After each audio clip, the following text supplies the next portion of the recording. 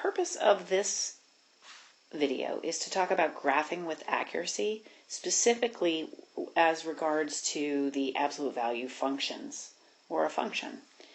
But it actually applies to all the other functions you'll be seeing this year. So pay close attention to some of the key points.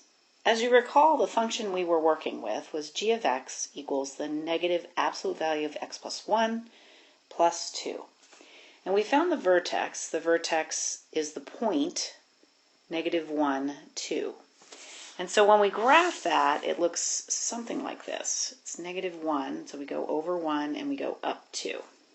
And we get a point right there. So what we need to do is graph with accuracy. And to do that, we need to find some good points to graph. I always like to think of the y and x intercepts. So what I'm going to do is propose to you that we draw a table. The table on the left to the graph gives us x values and y values that we can plot as ordered pairs on the graph. So I like to look at intercepts. Those are the things that fall on those are the points of the function that fall on the x-axis or the y-axis. I want to know those points.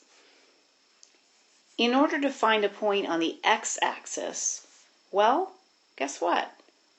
Y must be 0 for that. And in order to find something on the y-axis, x must be 0 for that. So let's look at when x is 0. Now remember, the y value here is really what we're looking for when we're looking for g of x. Okay, so this is basically g of x. And that is basically negative x plus 1 plus 2. It's just the function. It's the output of the function. So if we were to try to figure out g of 0 basically is what we're finding. G of 0, that would give us negative 0 plus 1, the absolute value of that, plus 2. Well, this is just 1, and then we're going to put a negative sign in front of it, and we're going to add 2 to that. So what we get is a y value of 1, right? Because this is just equal to 1. So that means the following. We have just created the point 0, 1. And we can plot that. So 0 is my x and 1 is my y. So that point exists on this graph. So the neat thing we know about absolute value functions is that they are symmetric. So if there's a point right here, on this side, there's actually going to be another point right here, right? Because we know this function is going to be looking something like this. But what we really want to know is what happens at the y, when y equals 0. That's what we also want to know. Well, let's do this. We want to know what happens when y is 0. Now, that means g of 0, no, that doesn't mean g of 0. Hang on just a second.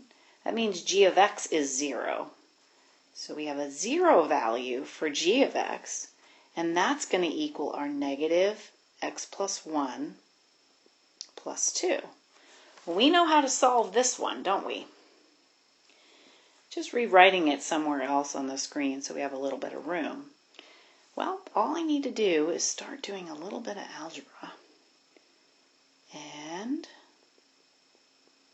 I can find out exactly where the x-intercepts are. So, let's see, if we divide both sides by negative 1, we're going to get 2 is equal to x plus 1, the absolute value of that. Now we know this can go two ways, right?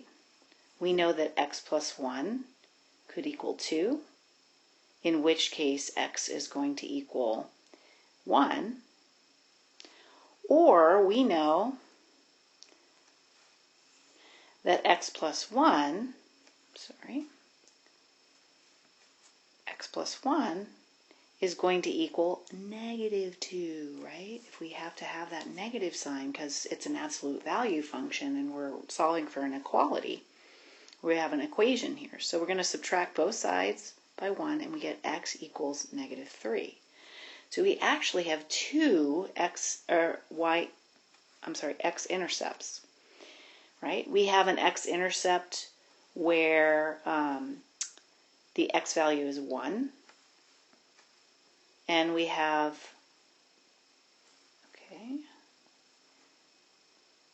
and we also have an x-intercept where the value is, for x is -3. So we have this table filled out. Again, this is the point 0, 1 on my graph g of x. This is the point 1, 0, which is right here, 1, 0, right here. And we also have another point, -3, 0, which is right here. So graphing with accuracy, we can really see, we can see all the points now. We've got a point, right, I'm sorry, this was the other x-intercept. This is the y-intercept. There's only one of those.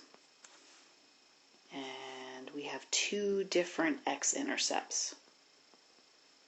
Pretty cool, huh?